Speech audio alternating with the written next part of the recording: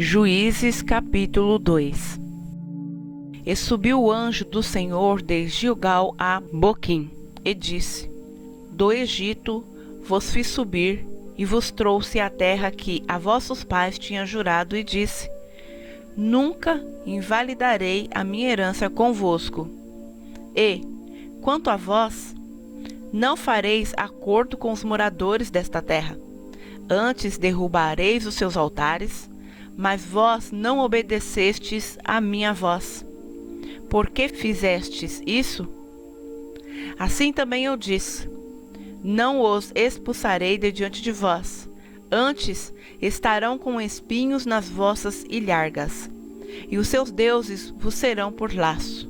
E sucedeu que, falando o anjo do Senhor estas palavras a todos os filhos de Israel, o povo levantou a sua voz e chorou.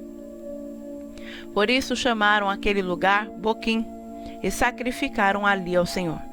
E havendo Josué despedido o povo, foram-se os filhos de Israel, cada um a sua herança, para possuírem a terra.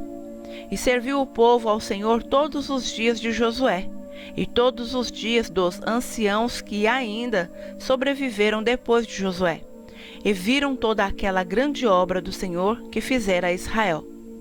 Faleceu, porém, Josué, filho de Num, servo do Senhor, com a idade de 110 anos, e sepultaram-no no termo da sua herança, em Timnat-Heres, no monte de Efraim, para o norte do monte de Gaás.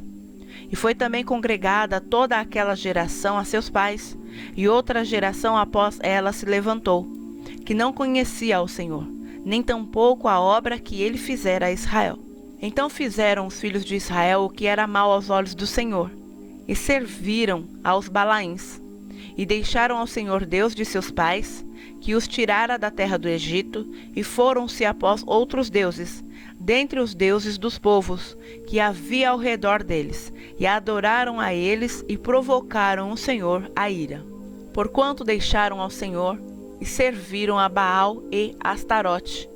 Por isso, a ira do Senhor se acendeu contra Israel, e os entregou na mão dos espoliadores, que os despojaram, e os entregou na mão dos seus inimigos ao redor, e não puderam mais resistir diante dos seus inimigos.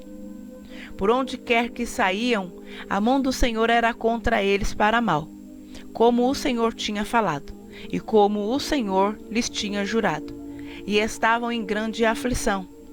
E levantou o Senhor juízes, que os livraram da mão dos que os despojaram.